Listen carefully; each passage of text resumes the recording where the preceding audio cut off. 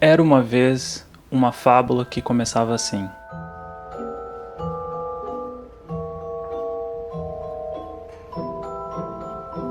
Batman enfrenta o crime na cidade de Gotham City.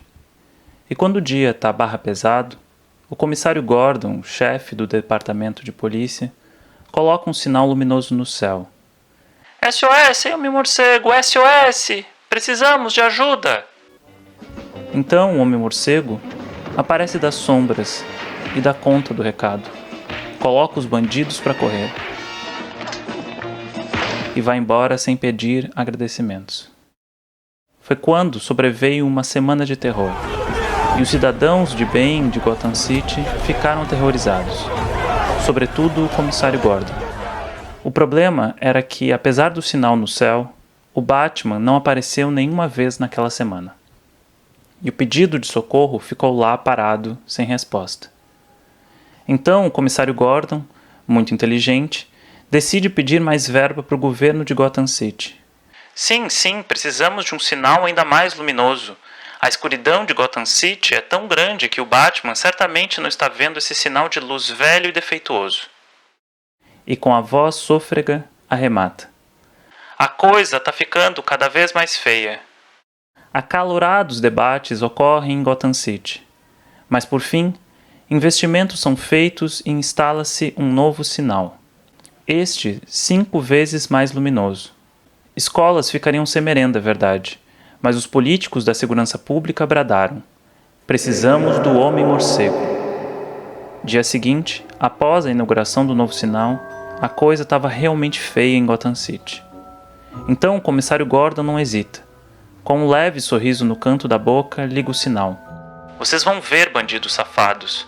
Dessa vez o Homem-Morcego vai ver este sinal luminoso aparecer aqui e acabar com toda essa farra.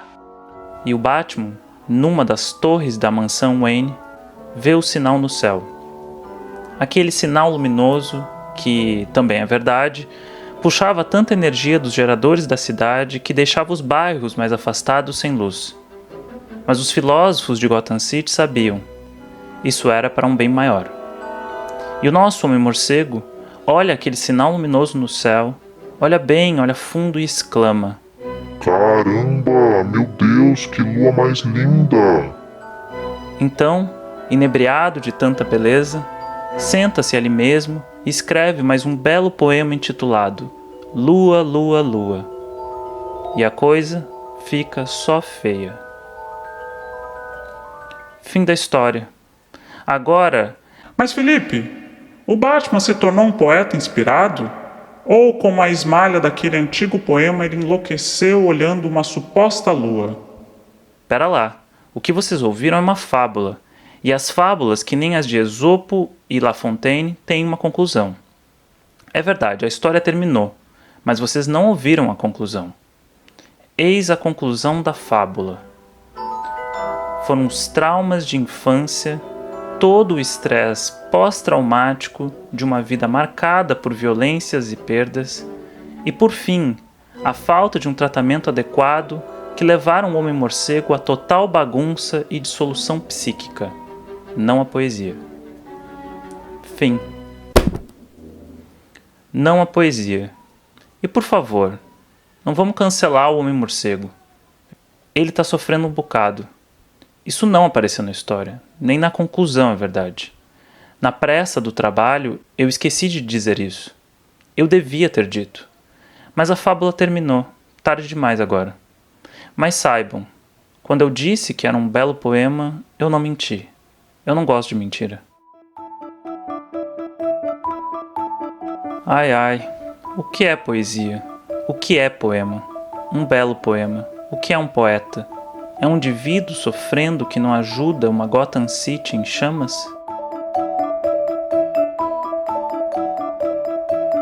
Bem-vinda, bem-vinda, bem-vinde, bem-vindo, bem-vindo. Isto é Volteio, um podcast tão de poesia que às vezes não será de poesia. Alô e olá, aqui é Felipe. e o assunto hoje será recreativo. Falarei sobre o que é poesia, poeta, poema. Falarei também sobre transitividades e encruzilhadas. Se você não ouviu o primeiro episódio, tudo bem. Escute o primeiro depois, como dizem média res. Poesia significa ação de fazer algo. Sim, você ouviu direito.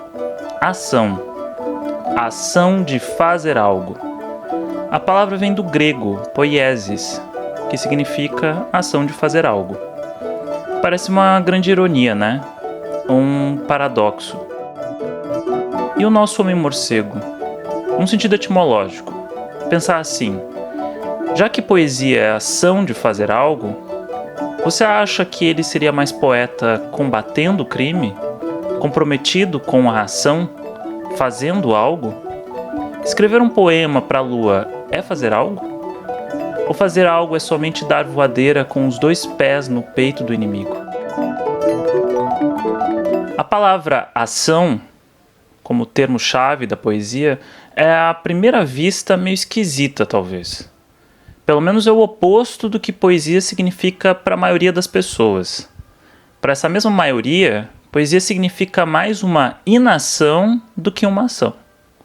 Tanto que se eu dissesse lá no início, poesia vem do grego e quer dizer inação, bom, poucas pessoas achariam isso estranho. Acho que ninguém diria: Não, Felipe. Dizer que a poesia é uma inação? Que absurdo, isso eu não tolero. Inação, meu Deus, que disparate. Chega, parei de seguir e voltei. Ou alguém de personalidade mais disposta ao diálogo, poderia dizer: Certo, Felipe. Tudo bem ela significar ação, mas assim, ação de não fazer algo. Ação de não fazer algo. Entendi. Outra pessoa, de forte caráter e inclinação linguística, poderia dizer: Assim, Felipe. Ficaria melhor assim, aspas.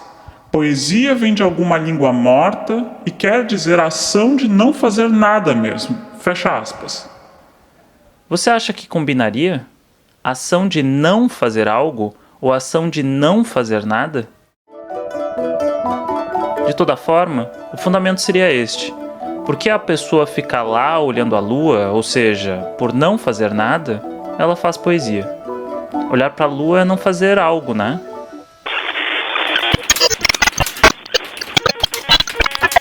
Mandando beijo. Mandando beijo. Mandando beijo. Mandando beijo. Mandando beijo.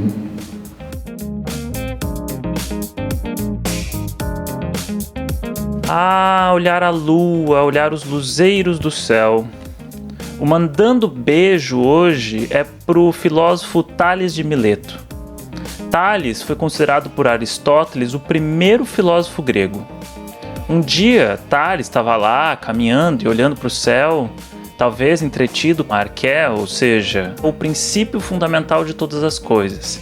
E aí Tales estava lá caminhando, olhando para o céu, quando poft, caiu no buraco. Esse acontecido, quase uma videocassetada, serviu para criar a fama de que o filósofo era distraído, lunático. Lunático é o sujeito que sofre influências da lua. Mas esse mesmo Tales, certa vez, percebeu que haveria uma grande safra de azeitonas com 1 ano de antecedência. Como ele percebeu? Pois é, pela observação dos astros. Então o filósofo, que não era bobo nem nada, alugou com antecedência todas as prensas de azeite da região. Depois a safra chegou, uma safra recorde. E os produtores não tiveram outra saída senão alugar de Tales as prensas a um custo bem alto. Resultado, o filósofo fez fortuna. Tales, um lunático ou um grande especulador financeiro? Tá aí, vai ser a enquete do Instagram. Olhar para cima, como um poeta que olha as nuvens passarem, labá, labá, as maravilhosas nuvens. Olhar para o céu é não fazer algo? Sabe o Hamlet, a personagem do Shakespeare? Para alguns, Hamlet é meio poeta exatamente porque não faz nada. Eis a equação poética do mal. Porque Hamlet não vinga a morte do pai, que aparece no início da história na forma de fantasma, pedindo justamente isso. Hamlet, me vingue! Porque Hamlet não faz nada disso, mas em compensação fica lá dizendo Palavras, palavras, palavras. dizendo To be or not to be. e por que fica montando uma peça de teatro dentro de uma peça? Enfim, porque ele não faz nada que o pai pediu. Hamlet, me vingue! Por conta disso, todo mundo vai morrendo na história. E no fim, spoiler, ele morre também. E o resto é silêncio. E ninguém contou ainda a história do Hamlet reencontrando o pai no pós-vida. E o pai com aquela cara de Ô Hamlet, trabalheira descer como fantasma e você me faz esse papelão? casos de família. Se poesia etimologicamente diz ação de fazer algo, a palavra poema significa o que se faz. Portanto, o poema seria uma espécie de objeto, o resultado daquilo que foi feito. Se você faz algo, alguma coisa é feita. E se algo foi feito, foi necessário, claro, um agente do fazer, um fazedor. O fazedor de algo é, seguindo essa mesma lógica, o poeta. Dito de modo mais bonito, o fazedor de algo faz uma coisa feita. Ou, dito de modo mais complexo, o rococó, o que foi feito, o foi pelo fazedor. Ou, dito de modo mais simples, o poema foi feito pelo poeta. Ou, dito de modo ainda mais simples, quase publicitário, o poeta faz o poema. Pensando assim, o poeta é um grande empreendedor, ativo em tanta feitura, fazeção, um arrojado fazedor. Estamos avançando em nosso trem da explicação, desdobrando a desdobrar, desdobrando a desdobrar. Avancemos.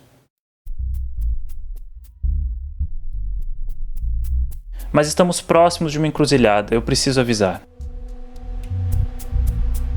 Não será nenhuma grande aporia, não há por que temer. O impasse é o seguinte: o poeta é o fazedor, certo? Porém, teremos que adentrar duas portas com relação a esse fazer. Duas portas que nos levarão para caminhos distintos, mas não necessariamente opostos. Quero crer que os caminhos vão ser complementares.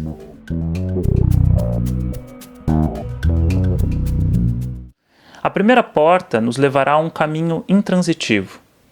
Já a segunda porta nos levará a um caminho transitivo. Ai, só falta falar de verbo transitivo direto, verbo intransitivo. Vamos abrir a primeira porta. O primeiro caminho é este. O poeta faz. Faz. E ponto. Não há complemento. Ele faz. Quem faz, faz. O poeta faz. Não tem complemento. Não precisa de um objeto. O sentido está completo, sim. Como um verbo intransitivo, é verdade. O poeta faz. Nesse caso, o mais importante não é o algo feito, mas o fazer. A ação de fazer. E é exatamente isso que um dos poetas mais importantes do século XX defende. Eu estou falando do poeta norte-americano E.E. Cummings, que influenciou meio mundo. Ele diz: se o poeta é alguém, ele é alguém para quem as coisas feitas importam muito pouco. Alguém que é obcecado pelo fazer. Como todas as obsessões, a obsessão de fazer tem desvantagens. Por exemplo, meu único interesse em fazer dinheiro seria fazê-lo. Quando o poeta E. Cummings escreve o verbo fazer, escreve em letra maiúscula. Diferente do modo como ele escreveu o próprio nome, diga-se de passagem. E escrever em letra maiúscula o verbo fazer dá o tom do quanto o fazer é realmente fazer, do quanto é o centro da questão. É isto, o poeta faz. E a coisa feita, como ele disse, importa muito pouco. O destaque é a ação. Fazer, fazer, fazer. Uma paisagem ampla sobre o fazer. Pronto. Agora vamos voltar. E fechemos essa primeira porta. Temos que abrir a segunda porta. Vamos seguir pelo segundo caminho, o caminho transitivo. Aqui teremos mais espaço. O primeiro era o caminho intransitivo, um caminho paradoxal até. Um aviso. Este segundo caminho será também sobre o fazer, como foi o primeiro. Mas não posso mentir e é melhor falar logo. Este segundo caminho será sobre o nada. Eu sei, você pode ficar com medo. Por isso ria comigo para aliviar a tensão.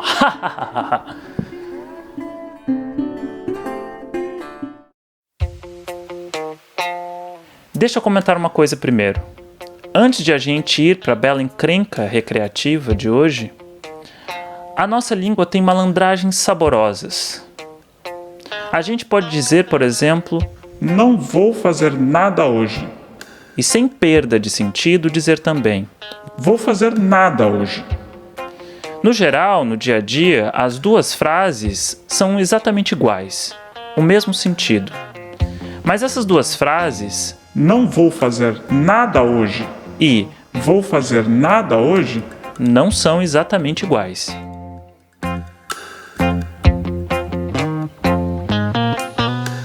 Fazer nada é fazer algo. Já não fazer nada é não fazer algo. É a própria inação. Vou repetir. Fazer nada é fazer algo. Não fazer nada é não fazer algo. Em suma, fazer nada é uma ação. E o nada é um algo. O nada é um algo a ser feito. O nada é um algo.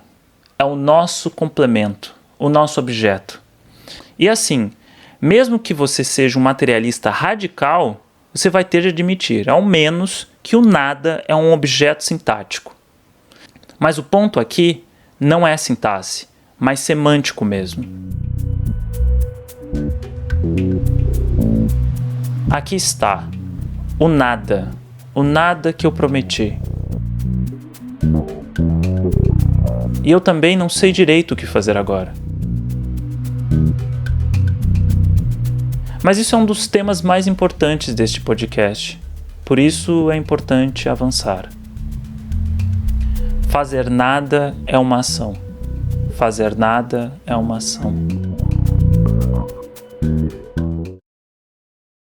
Ouça agora o que este outro poeta, Robert Creeley, outro importante poeta norte-americano, diz.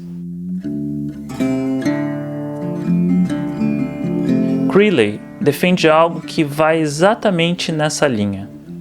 A expressão fazer nada é muito positiva em inglês. Indica a ação de fazer nada.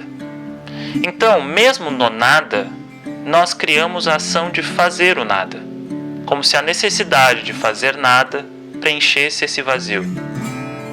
Em suma, fazer nada é uma ação. Já não fazer nada, uma anulação.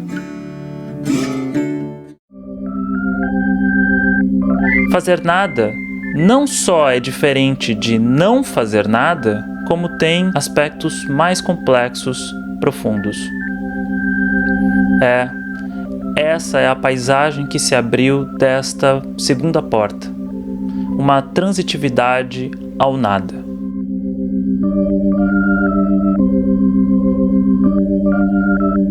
O poeta Creeley diz: há um medo muito grande hoje de não se conseguir preencher com o externo o que temos internamente. Se o Voltaire não falar dessas coisas, o que mais eu vou fazer aqui? E vou além.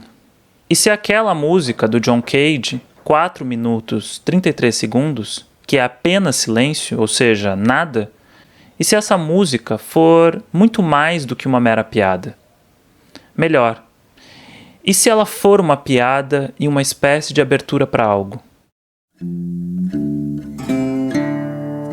Num planeta em que todos estão fazendo algo, ou seja, fazendo de tudo para ir para Marte, fazendo posts, fazendo besteira, enfim, talvez seja importante para equilibrar o ecossistema, ou a harmonia do cosmo e a dança dos planetas, talvez seja importante alguém ficar com a tarefa singela e complexa de fazer nada.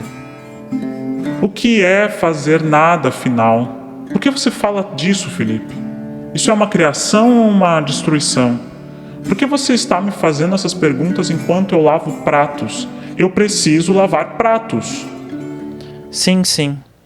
Afinal, se o tudo, sim, o tudo, é realmente esse bombadão, esse ser tunado de tudo que diz que ele é, que anda pelas festas com o peito estufado falando Meu nome é tudo.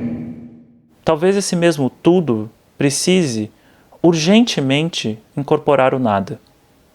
Que ele se preencha desse nada, desse vazio. Para finalizar, lembro um questionamento zen budista. Um questionamento que é tipo uma charadinha. Charada que aparece em inúmeros lugares. Inclusive a epígrafe do ótimo livro 9 Histórias do Salinger. Lá vai o questionamento zen budista. Conhecemos o som de 2 mãos batendo palmas. Mas qual é o som de uma única mão batendo palma? Sim, você ouviu certo.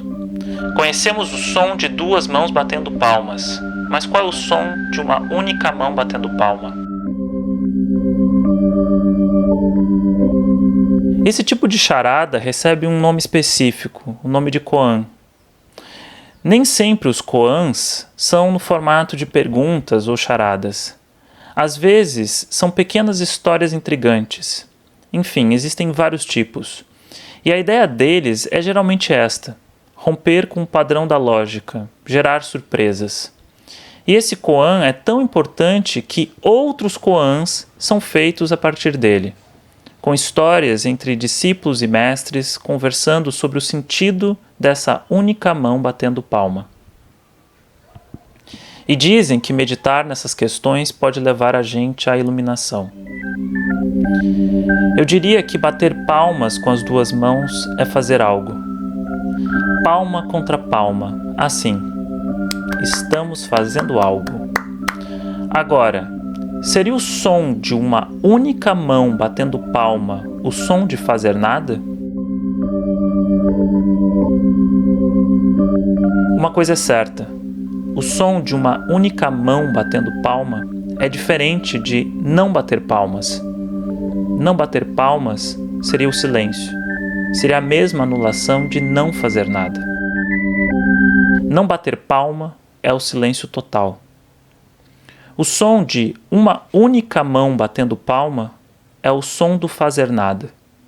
Som de fazer nada é diferente do som de não fazer nada. Som de fazer nada é diferente do som de não fazer nada. Som de fazer nada é diferente do som de não fazer nada. Uma mão batendo palma é o não silêncio. E o som volta. Volta e é a hora do nosso bate-papo. Hoje terei 2 convidados, 2 poetas, Tiago Oliveira e Marcos Vinícius Rodrigues. Ambos foram ganhadores do selo literário João Baldo Ribeiro. Na verdade, conheci a obra desses 2 poetas pelo selo. Conversei com eles em momentos distintos.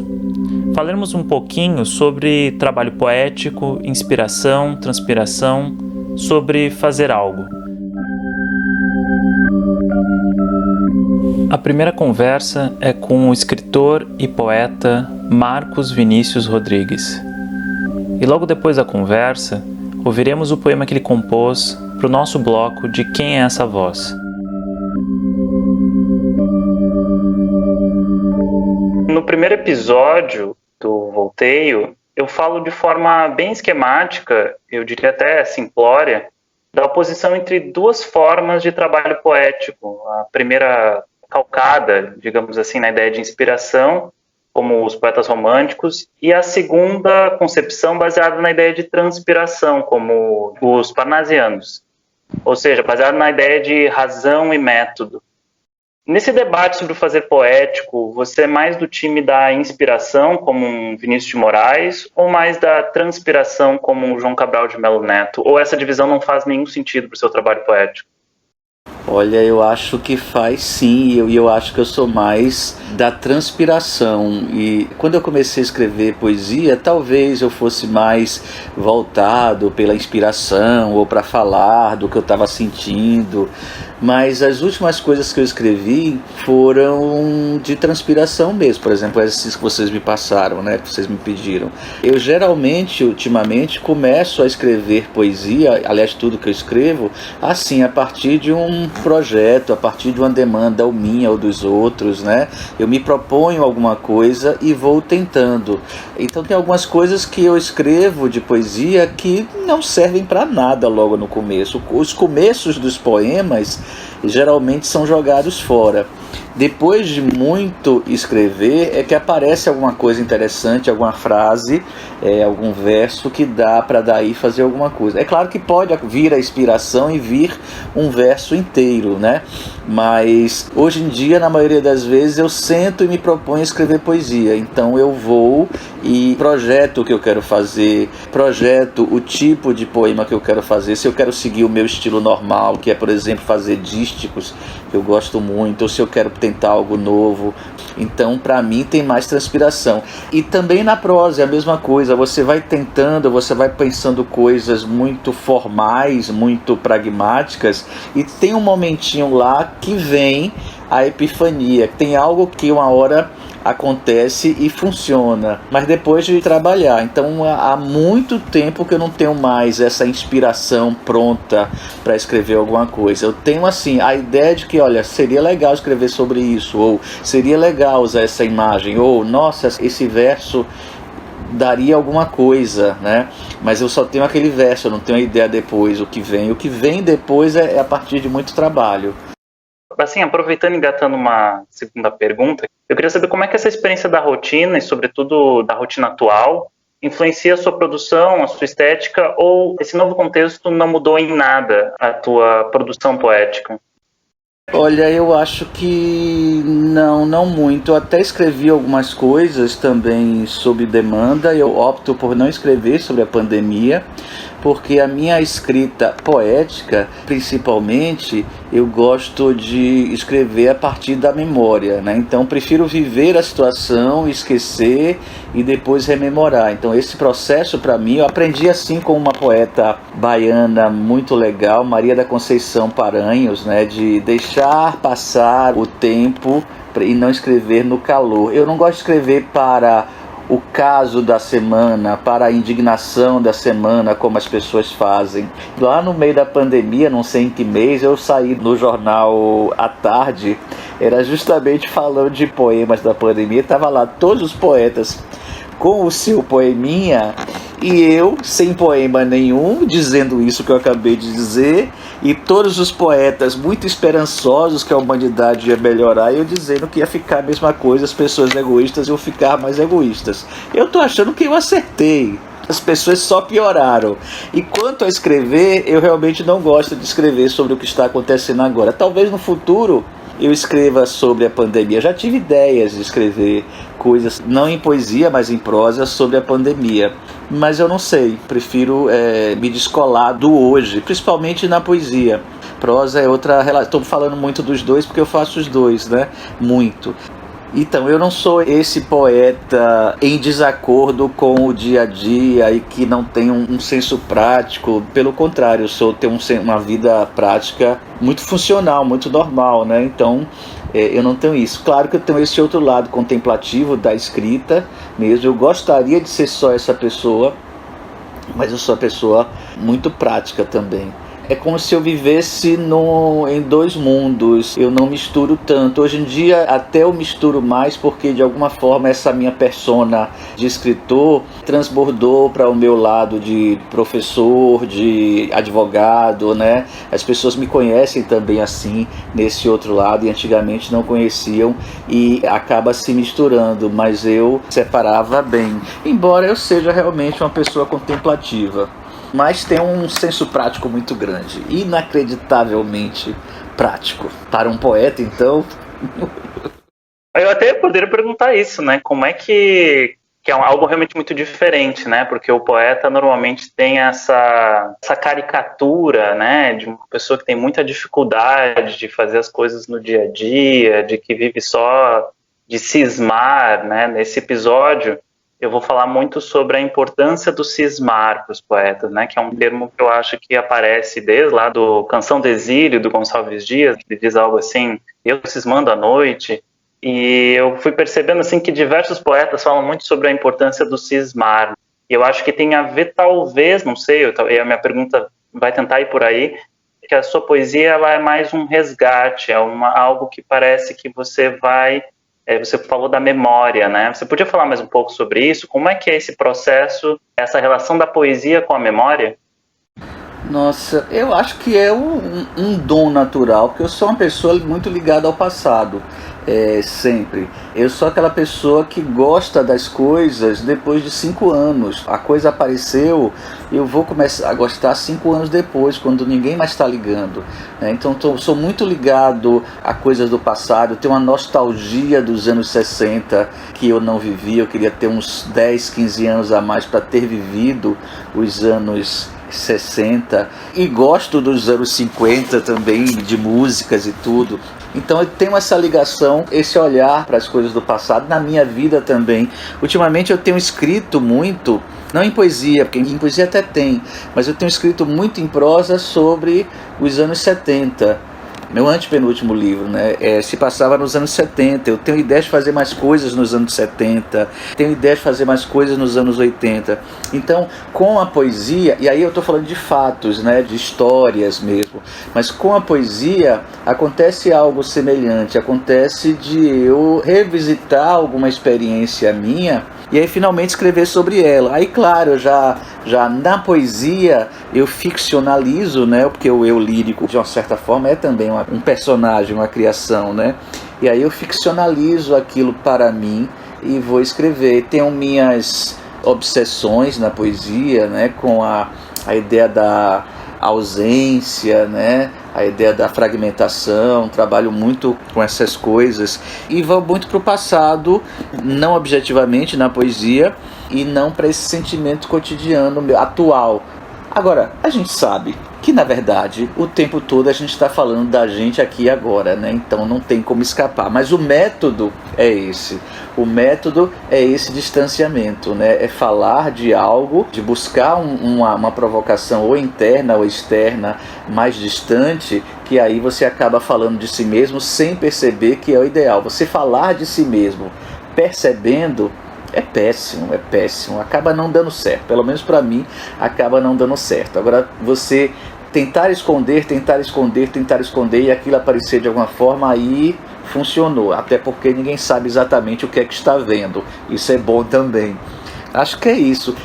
Ia falar, quando você perguntou da pandemia, não alterou muito a minha vida, porque eu sempre fui caseiro, eu estava muito caseiro, estou muito contemplativo dentro de casa antes da pandemia. Quando veio a pandemia, a única diferença é que eu não fui trabalhar, passei a trabalhar em casa, mas eu trabalho nos mesmos horários que eu trabalhava, e eu fico em casa como eu ficaria se eu estivesse trabalhando na rua. Eu voltaria para casa e ficaria nas minhas coisas, dentro do meu pequeno universo, pensando as minhas coisas. Então eu acho que tem isso de contemplar de longe, né? No meu caso principalmente, de ver o mundo a uma certa distância. Acho que comigo acontece assim. E uma pergunta, porque você também é escritor, contista, eu queria que você me respondesse qual é a diferença dos métodos, digamos assim, da produção? O que você identifica assim de específico para a produção poética e o que tem de específico para a produção, por exemplo, de um conto? O que tem de diferente e o que tem de semelhante, né? Como é que é essa produção simultânea, entende? Esse trabalho simultâneo? A primeira grande diferença é a dor que você sente nas mãos, né? Na prosa dói, a prosa dói as mãos muito, até e depois que você está todo doído, você descobre que fez tudo errado e tem que apagar e fazer de novo. Na poesia, pelo menos a minha, que são poemas curtos, pelo menos não dói a mão, já é alguma coisa. Eu acho que eu trabalho na poesia de projeto mesmo com o inefável, o imponderável, o etéreo, qualquer coisa que você queira nomear por esse campo semântico, né? A ideia de ausência, solidão, o desejo no sentido mais abstrato. Eu acho que o meu livro mais assim corpóreo é o Arquivos de um Corpo em Viagem, é sobre o desejo, né, sobre um amor alegre porque é clandestino, né, é um amor homoerótico, obviamente. O último livro, Manual para a Composição de Vitrais, é um livro sobre a fragmentação do ser. Embora ele seja muito concreto nas suas imagens, ele está falando disso. Na prosa é diferente, né? Na prosa, voltando para a poesia, é como se a poesia fosse a música que a personagem escutasse, e a prosa é a personagem vivendo sua vida, né? Então você vai para o concreto do fato, dos atos, e a partir dessa concretude dos acontecimentos você entende quem é aquela pessoa e vice-versa, né? Vai mais por aí. Aí você tem um projeto de mostrar uma paisagem, um personagem, uma exterioridade. Na poesia não, na poesia aquilo que não é possível captar no exterior da pessoa, e às vezes é uma personagem mesmo que está naquele poema e que você não vê o exterior, vê só o interior, ou tenta entender alguma coisa mais imponderável mesmo, né? Então são projetos diferentes. Eu na poesia não vou escrever um poema defendendo um ponto de vista político, isso dificilmente vai acontecer comigo. Na prosa pode acontecer, não de maneira panfletária, mas pode acontecer de eu estar tratando de um caso, de alguma história que possa ser usada politicamente. A minha poesia é mais lírica, mais contemplativa, mais distanciada do factual, né, e do mundo real de agora, né? Acho que essas são as diferenças no meu caso especificamente. Eu queria só fazer um comentário que eu achei bem interessante do que você falou, de que o seu trabalho poético seria um trabalho da transpiração, certo? E, ao mesmo tempo, pelo que você me disse, os temas sobre os quais você se interessa, o trabalho lírico, são esses temas do inefável, do etéreo. Você falou sobre desejo abstrato. Me parece aí um paradoxo bem interessante, né? De que o teu trabalho poético trata de coisas que seriam mais próximas da inspiração, mas você acessa esses temas a partir do trabalho da transpiração. Seria isso? Exatamente, porque eu projeto o tema, eu busco esse tema, né? Nesse último livro, Manual para a Composição de Vitrais, foi um livro que eu queria falar de qualquer coisa e eu queria que o livro tivesse uma unidade, por isso que eu escolhi esse título, porque seria um vitral e os pedaços seriam diferentes. Eu tinha vontade de fazer um livro sem tema específico e acabou virando esse tema da fragmentação, que acaba sendo a fragmentação do indivíduo. Então isso acabou aparecendo com muita força, mas o início do livro foi assim, pensei o título, eu queria um título que tivesse o nome Manual, porque eu tenho um que se chama Inventário, Pequeno Inventário das Ausências, um que tem o nome Arquivo, né? Arquivos de um Corpo em Viagem. Eu disse, olha, o próximo tem que ter a palavra manual para ficar na linha e fazer uma trilogia. E aí seria o quê? E aí eu queria fazer um livro que tivesse uma unidade, porque eu tenho uma obsessão para que os livros tenham uma unidade. Todos os meus livros têm essa unidade. E fiquei buscando, mas eu não sabia o que fazer. Eu disse, olha, se eu disser que é uma fragmentação, um estilhaço, então cabe qualquer tipo de pedaço, o que quer que eu escreva fará parte de uma unidade. Foi assim que eu comecei a escrever. E aí quando eu começo a escrever e começa a me provocar de lugares diferentes, eu acabo chegando a essa imagem da fragmentação, do estilhaço, e acabo falando do eu mesmo, da personalidade ou da subjetividade estilhaçada. Isso vai aparecendo de várias formas e ficou um livro muito coeso, né? Bom ou ruim é outra questão, mas ficou um livro muito coeso sobre esse tema. E a aproximação veio de fora. Eu me provoquei a partir de uma formalidade, pensando em um livro. E eu sabia que eu escreveria coisas que poderiam se encaixar ou não. E aí quando não se encaixa no livro eu não boto, né? Mas então eu queria que tudo que eu pudesse escrever naquele momento a partir de minhas provocações variadas ou de fora se encaixassem. Eu fiz isso. Uma outra coisa que eu fiz foi fazer um livro muito referencial a outros autores e músicos e pintores. Então ele tem essa segunda camada, tudo isso escondido. Então é um livro muito sobre minhas referências de leitura e de consumo de arte. E ao mesmo tempo, quando junta tudo isso e vai se trabalhar, você tem uma fala o tempo todo sobre esse ser estilhaçado, até o momento em que eu faço poemas mais autobiográficos mesmo. Mas ele entra ali no contexto do livro, ele cabe no livro, então ele acaba acontecendo por causa do livro e não porque eu queria fazer algo sobre mim naquele momento. Essa abordagem que eu faço também na prova, de buscar uma provocação exterior, é para permitir que eu fale, vou acabar sempre falando das minhas obsessões, mas de formas diferentes, para conseguir uma novidade na minha escrita, para não me repetir, para tentar outras formas. Então esse último livro meu também, eu tentei formas diferentes, sair do meu conforto formal do que fazer. Tem desde soneto a poemas muito soltos, muito livres, né? Que eu normalmente não faria. Eu fico olhando assim, meu Deus, como é que eu não peguei isso e não saí cortando, enquadrando? Ele é derramado, é um poema mais derramado, que não é o meu normal, o que eu faço habitualmente. E foi um exercício de não fazer o que eu faço. E aí eu tenho lá um resultado, tem um tema abstrato por trás disso. Minha aproximação é toda dessa forma mais pragmática, né? Mas eu sei que o efeito depois, quem vai ler, lê outra coisa. É um método. Seria um método pro método antimétodo ao mesmo tempo, né? Um método para chamar o imprevisível, né? Chamar a liberdade, né? É método de quem vê filme de artes marciais. Já assistiu filme de arte marcial? Como é que acontece? O cara lá tá quieto no seu canto, ele é um grande lutador, ou então é médio e tal, acontece alguma coisa com a família dele, aí ele vai treinar para se vingar lá da família dele que foi atacada e vai ter que enfrentar o vilão que luta muito bem. E ele começa lutando com muita raiva. E o mestre diz que ele não pode ter raiva para poder lutar, ele tem que ter tranquilidade.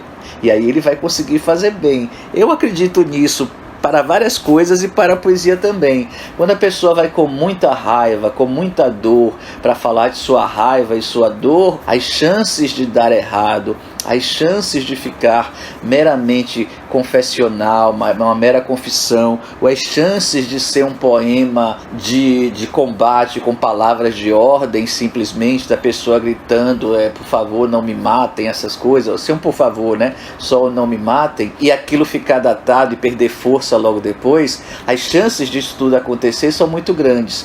Agora, se a pessoa pega aquela raiva, pega aquela dor e vai trabalhar com alguma estrutura, pensando não mais em si, mas pensando como eu chego no outro, como é que eu surpreendo o outro com aquilo, como é que isso vai ser dito. Não, essa palavra já foi muito usada, isso não vai dar certo. Quando a pessoa começa a se aproximar da sua dor de fora, eu acho que as chances de dar certo são muito grandes. Pode dar tudo errado, mas eu acho que as chances são muito maiores de você conseguir um efeito duradouro, um efeito de transgressão ou de mudança a partir da estética.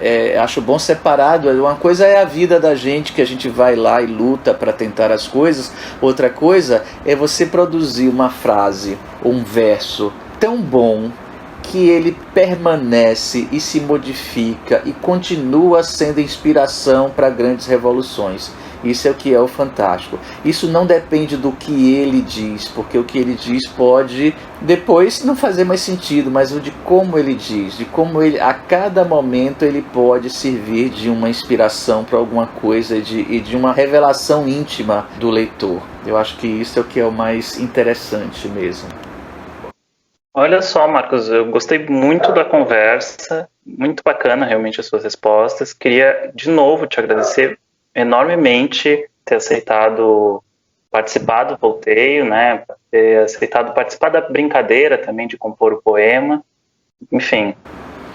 Nossa, eu que agradeço. Adorei fazer o poema. Porque acabei falando de algo muito pessoal. Vocês que me provocaram a fazer um poema de uma questão pessoal minha, né? Uma lembrança boa a partir dessa provocação. Eu acho que para mim funciona fazer poesia assim, então eu gosto muito. Então é um poema que depois eu vou usar, ou eu vou transformar, ou vou fazer outros na mesma linha, não sei, alguma coisa pode surgir daí. Vamos para a primeira parte do bloco de Quem é essa voz? Explicar rapidinho como funciona o desafio. Os convidados do Volteio recebem uma tarefa, um tema de casa, ou como disse o Marcos, uma provocação. Os convidados devem escolher um objeto que tenha algum sentido afetivo e pessoal e compor um poema em primeira pessoa a partir do ponto de vista do objeto. A ideia é que vocês, ouvintes do Volteio, tentem adivinhar qual é o eu lírico do poema, ou seja, qual foi o objeto escolhido pelo poeta. Por isso o nome do bloco, De Quem é essa voz? Vamos ao poema. Nada que eu tenho existe em segredos. Porta entreaberta, ventre sem ouro. O passado se guarda em aberto, o colo ainda aguarda seu choro. Chaves, não traga, abre-me e seja meu, valioso tesouro. E aí, conseguiu descobrir de quem é essa voz? Nossa segunda conversa é com o escritor e poeta Tiago Oliveira. Comecei perguntando para o Tiago como ele se relaciona com esse debate entre inspiração e transpiração. Queria entender se essa divisão faz sentido para o trabalho poético dele.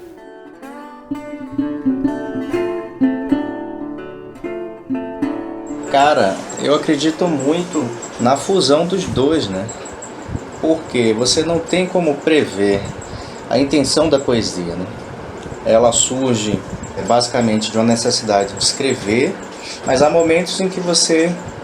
vou te dar um exemplo bem prático. Eu publiquei esse livro agora, né? A Sola dos Pés do Meu Avô, e foi uma necessidade instintiva, né? Eu precisava colocar para fora o que eu estava pensando e tentar agarrar novamente, né, o sentimento, a sensação de estar perto do meu avô. Mas só que isso se transformou, né, num projeto, aquilo foi se costurando, né? Falar da geografia afetiva, falar de geografia portuguesa, brasileira, baiana, sertão. Então isso foi ganhando uma forma. Nesse momento eu precisei organizar isso tudo com uma estrutura pensada, né? Eu tive que realmente tirar ali e colocar mais a razão. Mas o que me fez escrever o livro do início até o fim foi a sensação, realmente. Foi o estar em contato a partir da poesia, né, com toda aquela atmosfera de afetos, de lembrança. Na verdade foi a construção de uma mnemônica, né? Que o livro me felicitou, foi isso, né? Acessar as minhas memórias e fazer delas uma realização, que foi o livro palpável, objeto físico, né? O sentimento é como se eu estivesse tocando, né? Toda vez é o mesmo, como se eu estivesse tocando no meu próprio avô, né? Claro que há amarrações técnicas, por isso que eu digo a fusão, né? E esse próximo livro que sai agora, eu estou com um livro novo, já está com a Patois, já está com a editora, que chama Manhinha, né? Ele é todo mergulhado em formas mais duras, né? Ou na intenção de formas mais fechadas. Sonetos, dísticos, a primeira parte, né? E a segunda parte é toda quebrando isso, então se opõe à forma livre total. É uma polarização bem pensada, né? E aí eu tive que mergulhar justamente nisso, né? Nessa questão da métrica, nessa questão do tecnicismo. Não que a poesia seja isso, não que João Cabral seja isso, né? Eu acho que até dentro do quadrado há de se produzir novas versões de visão, de sentimento, né? E liberdades, mesmo a gente sem sair do quadrado. Então é isso, eu acho que há sim uma importância, há momentos, né? O interessante para mim é deixar que a poesia me leve, deixar que aquele projeto me leve. Eu tenho alguns inéditos que falam sobre a cidade, que surgiram antes da pandemia, em que eu morava num centro aqui, ainda moro no centro de Salvador, mas eu estava num prédio bem no centro do Carnaval. Então à noite aquilo funcionava completamente diferente, que é a Praça do Campo Grande, né? Observar aquilo durante o dia era uma sensação, as pessoas, o trânsito, a vida, e de noite era uma outra sensação, né? Tudo parado, né? Tudo a esmo, como se a cidade estivesse respirando só à noite, né? E aquilo me fez ir me desacelerou, né? Me levou a essas sensações, a essa atmosfera. Então eu também não me apeguei à forma nada, eu deixei que isso me levasse. Então eu tenho alguns poemas que são um único verso, e tenho outros de 2 páginas, 2 pautas, sabe? Então é isso, eu acredito muito no que você está sentindo, sabe? Nessa liberdade que precisa ser organizada, porque precisa ser fundamentada, né? Mas, ao meu ver também, essa fundamentação, essa necessidade de organização, ela não pode ceifar, né, a sua vontade de escrever, a sua intenção de escrever, ou seja, o seu deslimite em escrever, né? Você tem que encontrar um equilíbrio dentro de você e cada um faz isso da maneira que acha melhor, né? O Vinícius fez isso muito bem, né? No primeiro momento ele negou o primeiro livro dele. Na verdade, acho que ele morreu negando Caminho para a Distância, acho que é Caminho para a Distância, é o primeiro livro dele, né? E a vida de Vinícius foi quebrar barreiras, né? Quebrar padrões, né? Mas foi o cara que mais escreveu em forma de sonetos, né? E os sonetos de Vinícius são referências, né? Então, em contraposição, a vida que Vinícius teve com total liberdade para fazer tudo e as formas poéticas que ele abraçou, né? É a mesma coisa João Cabral, né? João Cabral foi o cara que viajou o mundo todo, né? E conheceu de perto várias culturas, não se limitou só à cultura do seu coração, que era o Nordeste, né, do Brasil, e ao mesmo tempo você vê naquele cara, na forma que ele adere ao estilo, a todo aquele carpi da palavra, né, do verso, mas há ali uma liberdade de sentimento, de escolha de temas, né, de afecções. Então eu acredito muito nisso, cara. Cada um constrói e eu construo essa fusão. Eu acredito muito nessa mistura de tudo, né? Não sei se respondi a sua pergunta, mas... Eu vou aproveitar e engatar uma segunda pergunta que vai nesse sentido que você falou de equilíbrio, né? Que é um trabalho bem complicado, né? Tem hora de inspiração, tem hora de transpiração, e tem uma outra coisa que eu acho que é complicada para pelo menos a maioria dos poetas, é conciliar o fazer poético, esse mundo da criação, com as resoluções práticas, né? De pagar conta, resolver problemas, levar filho para a escola.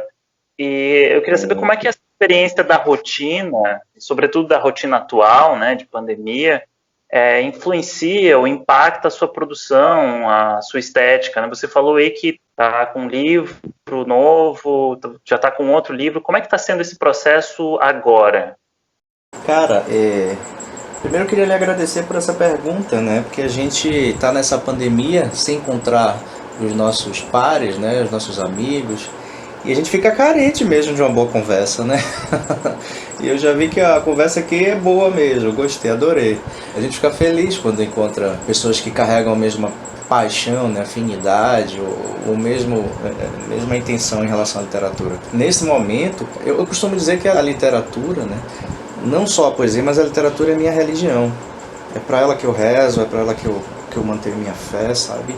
E isso não há nenhum declínio moral, nem si, nada, nem humano. Ao contrário, isso abraça todas as religiões, isso me faz alguém melhor, né?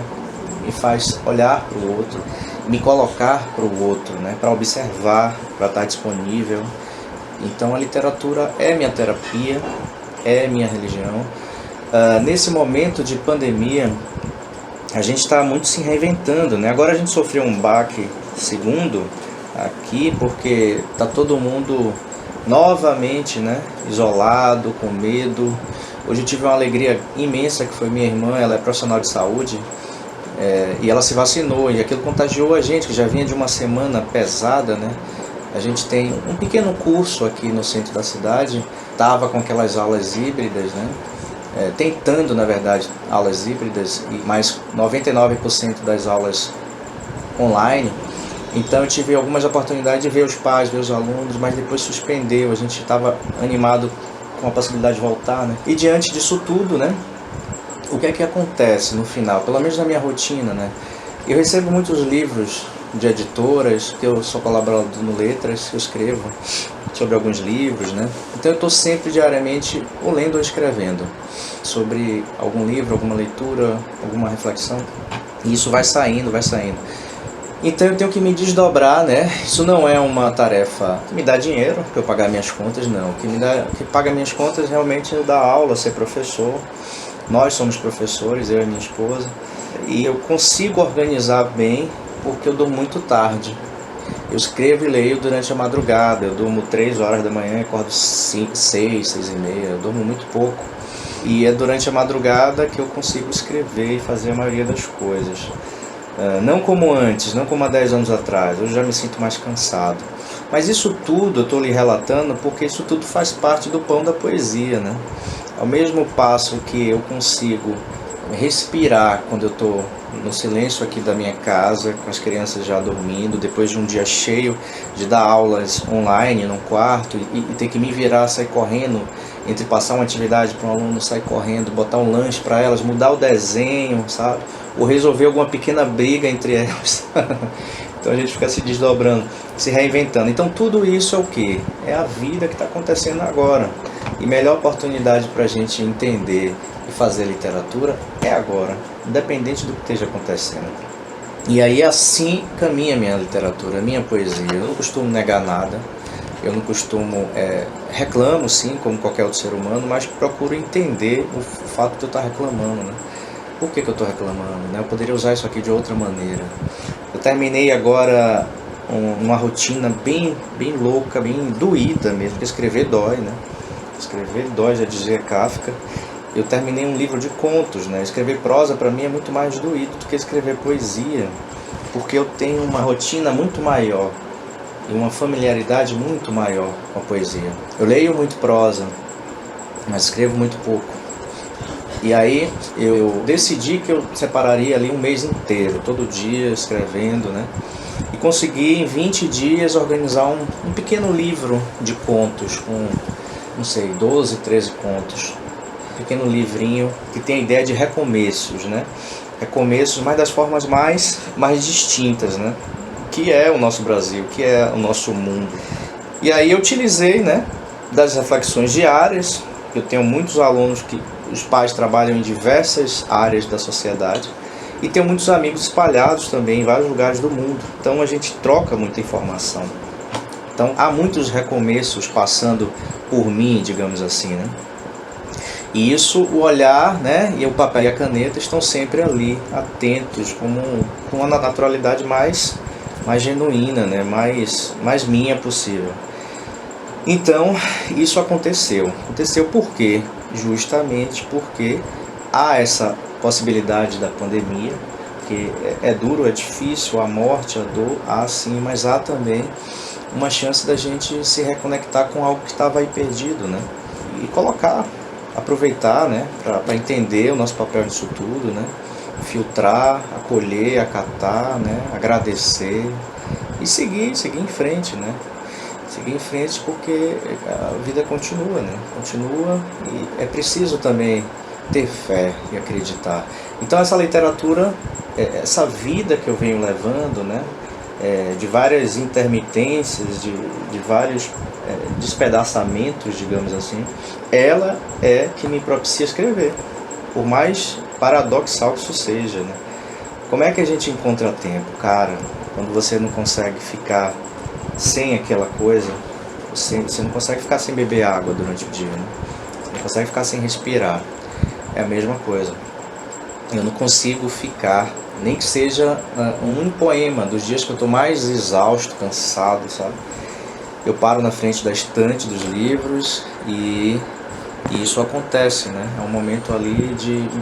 Às vezes eu não pego nem um livro, eu só fico olhando para eles. E isso acontece, essa higienização mental, essa respiração diferente do que foi durante todo o dia. Mas quase sempre eu abro os livros e leio algum poema e aquilo me traz paz e já vem logo algumas ideias para escrever, sabe? Então durante a pandemia tem sido isso, me virar durante o dia e ler e escrever, nem que seja uma pauta, uma pequena coisa durante a noite. E isso vem dando muito certo, pelo menos para mim, né? Porque vem me salvando das pequenas misérias diárias, né? Das depressões, das tristezas, do medo, né? Da continuação. E eu acho que é isso, cara. Eu acho que é isso, a gente tem que olhar para frente e aproveitar as oportunidades que a gente tem. E uma pergunta, que você até falou, né, de que é contista, eu queria saber o que tem de semelhança, de diferença com cada uma dessas expressões artísticas. Como é que é a decisão, ou se é que isso é uma decisão, de optar pela prosa ou pelo verso, ou se acontece de você começar a escrever um poema e perceber, na verdade, que é um conto, ou escrever um conto e, na verdade, perceber que é um poema em prosa. Como é que é esse trabalho de produção?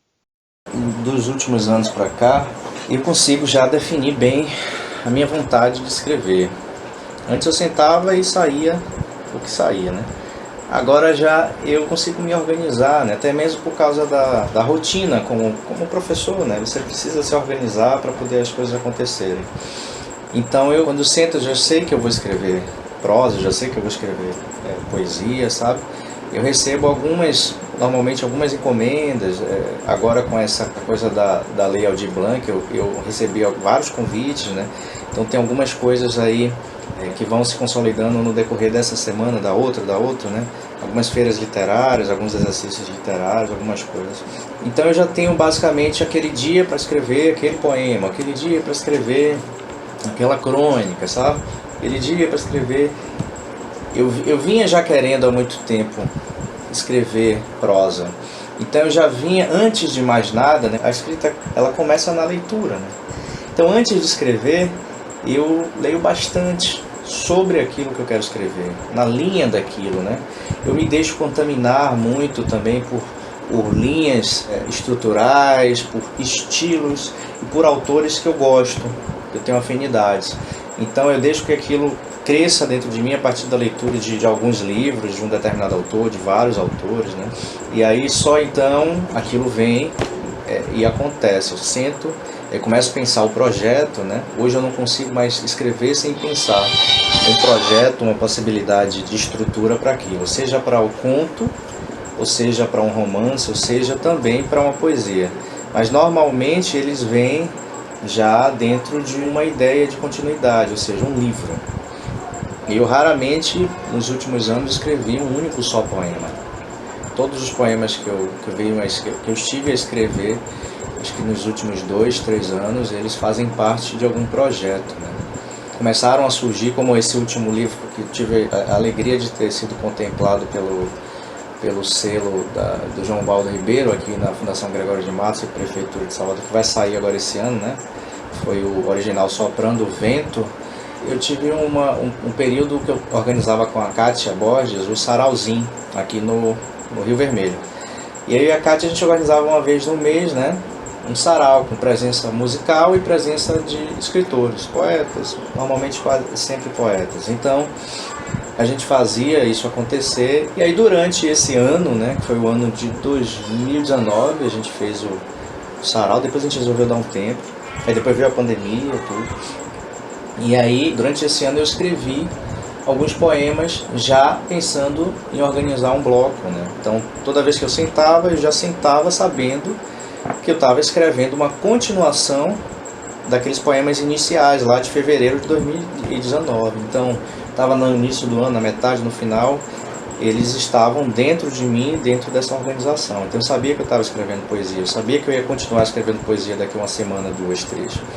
Agora, nesse exato momento, eu terminei, tem o que, 5, 6 dias que eu terminei de um livro que eu estava escrevendo sempre paulatinamente, um livro infantil. Eu estava revisando, que já tem uns 3 anos na gaveta, e aí eu finalizei ele tem uns 5 dias. E tem esse projeto de contos que eu estava escrevendo agora, né? Que antes de eu finalizar mesmo o livro infantil, eu estava realmente sentado todo dia de noite, escrevendo um conto após o outro. E depois fiz revisão, aquela coisa toda, né? E consegui fechar um livro fechadinho, organizadinho ali na gaveta, que era uma coisa que eu tinha que colocar naquele momento. Então eu sabia que eu também estava escrevendo prosa, que eu ia sentar, ia pensar no início, meio e fim, sabe? Eu ia pensar nos recortes, na estrutura de cada pequena narrativa, como é que eu ia abordar, se ia ser um narrador, ia ser um narrador em primeira pessoa, né? Tudo isso surgia, né? Qual é a intertextualidade que eu ia utilizar naquele momento, né? Sabe? Qual era o artifício que eu ia utilizar para brincar com a linguagem. Então eu já tinha isso tudo bem dentro da minha cabeça definido, né? Isso você vai criando uma rotina no decorrer das semanas, e quando a prática é diária, isso fica muito à flor da pele, né? Durante o dia eu estava dando aula, mas qualquer deixa me fazia lembrar do personagem, né? Então eu acredito muito nisso, que você convive com a sua literatura. Isso é a forma mais honesta que você tem para gestar um livro, é você conviver através de uma entrega mesmo, de verdade, né, com aquilo que você está fazendo. E agora eu finalizei, né, voltei para as leituras novamente, estou lendo, comecei a ler coisas hoje novamente, mas é religião, cara, a gente tem que rezar todo dia, independente para qual Deus seja. Mas eu não consigo ficar sem, né? Tem um livro que chama Saveiros, eu já até falei em alguns momentos desse livro, Seguindo os Saveiros, que eu já venho trabalhando com ele, já tem 2 anos também. Antes de começar a escrevê-lo, eu li algumas dissertações, né, sobre o tema, né, e li alguns livros também sobre o recôncavo, né, que já é um tema que me apaixona muito, há muito tempo.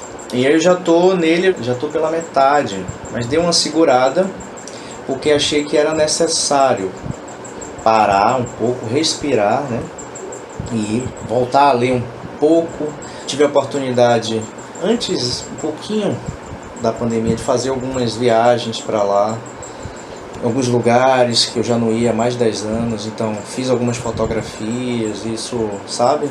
Montei um painel na parede, com recortes, e aquilo, toda vez que eu sento, ele está lá, cheio de poeira, mas está lá no meu quarto. Já tem 2 anos, quase, mas se não tiver mais. Ele faz parte também desse processo de criação, né? E aí eu já estou começando a organizar as minhas energias, né? Os pensamentos, as retomadas. Aí eu vou sentar, acho que não é o momento ainda, isso vai ficar mais para frente, daqui a um mês mais ou menos, quando passar um pouco esse momento de tensão, né? Que é diário do Covid, agora dessas últimas notícias de lotação, né? Quando isso melhorar um pouco, eu acredito que eu consiga respirar, sem me sentir tenso toda noite, preocupado com as pessoas, né, com os familiares, com os amigos que são obrigados a saírem de casa, tudo. E quando eu conseguir realmente tirar meu coração da boca, eu vou ficar mais tranquilo, e aí eu consigo voltar para ele também. Aí, novamente, é o pensar poesia, é o conviver com aquele tema, né, é colar fotografias na parede, e ouvir músicas, assistir filmes, documentários, me cercar novamente desse tema, dessa atmosfera que faz parte desse ritual da escrita. E aí a escrita flui naturalmente, e triste é quando você termina, né? Porque você acaba com aquilo que estava te dando tanto prazer, né? E aí o livro já não é mais seu, já é da editora, do leitor e de quem quer que se aposse dele.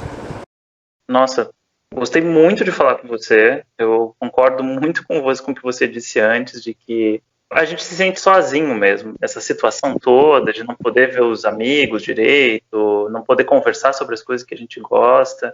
Ouvir diversas experiências que você fala, com as quais eu me identifico tremendamente. Por exemplo, essa de pegar um livro e às vezes nem abrir o livro, só olhar o livro. Eu achei ótimo isso. Às vezes não é nem a leitura, às vezes é a presença, né, o objeto mesmo.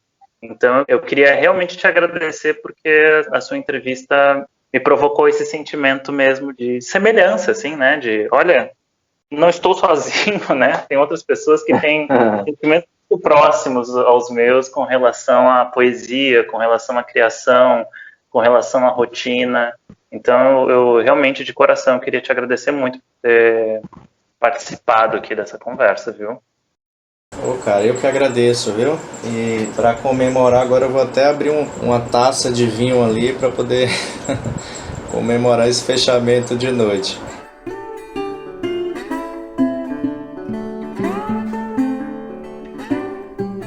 É hora da segunda parte do bloco de Quem é essa voz? Hora de ouvir o poema do Tiago.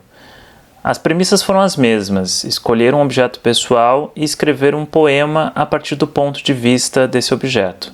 Vamos lá.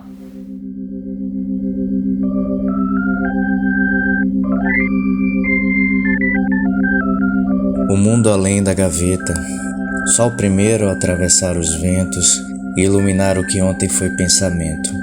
Riqueza imaterial, chão, de alguém a tentar se encontrar nas palavras marcadas em mim. Sou elo entre o silêncio e a inocência de não saber até carpir. Foi. Realizo a fé no reciclar. Ensino lição frágil de resistir e seguir, reinventando a sorte de sermos exatamente o que somos. Papel.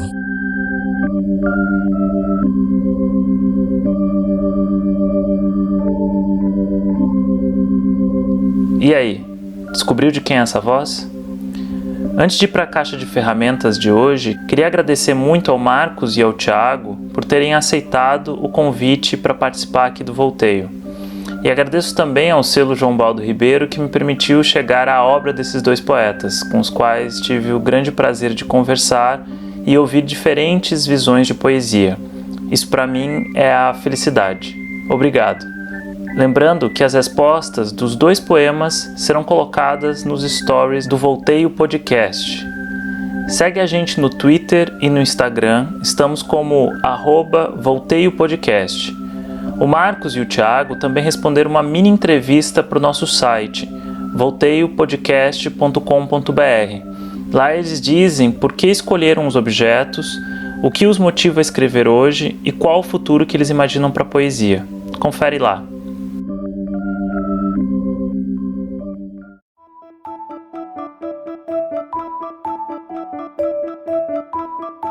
Hoje, na caixa de ferramentas, eu vou falar sobre cismar. Nossa ferramenta hoje é um verbo. Sim, cismar é uma ferramenta poética, uma espécie de ferramenta psíquica. Acho pouco provável que alguém escreva poesia se não cismar, pelo menos um pouco. E por isso é importante os leitores e ouvintes de poesia saberem dessa etapa intrigante e até um pouco engraçada da produção poética. Não é raro que os poetas estejam mais dedicados a, digamos, afinar e calibrar seus olhares do que escrevendo em si. Como disse um poeta norte-americano, Charles Simic, os poetas passam a maior parte do tempo coçando a cabeça no escuro. E isso é crucial, é quase um trabalho físico, né?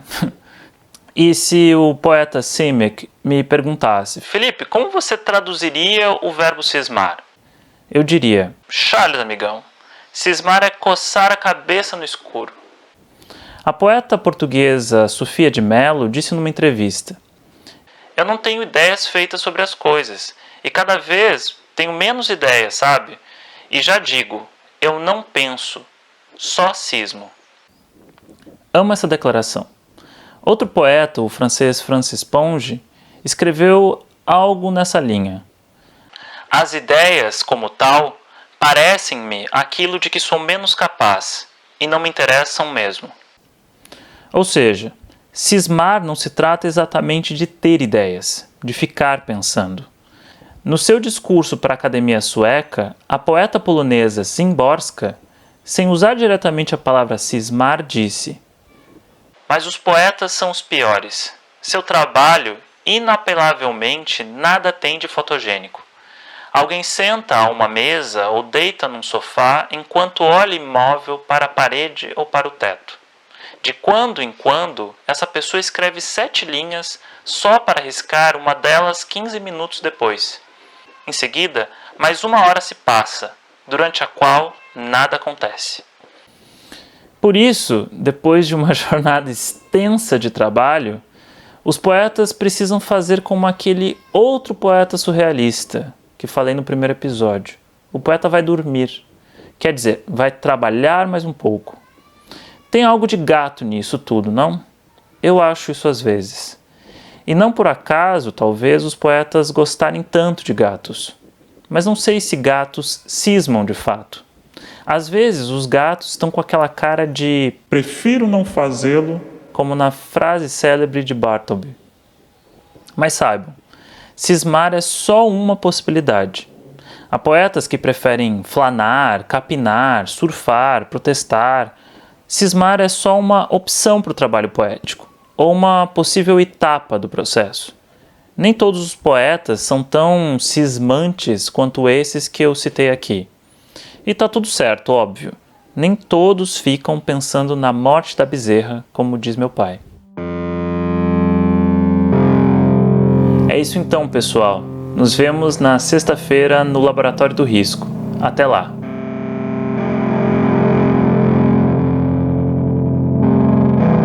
Roteiro, apresentação e pesquisa, Felipe Neiva dos Santos. Produção executiva, Caio Cruz. Assessoria de comunicação, Tess Chamusca. Edição de som e trilha sonora, Gerry Barbuda. Design, Mariana de Paula. Web design, Edeli Gomes. Revisão, Copydesk e ilustração, Alan Santos. Projeto financiado pelo Prêmio Anselmo Serra de Linguagens Artísticas da Fundação Gregório de Matos, Prefeitura Municipal de Salvador, por meio da Lei de Emergência Cultural Aldir Blanc, com recursos oriundos da Secretaria Especial da Cultura, Ministério do Turismo, Governo Federal.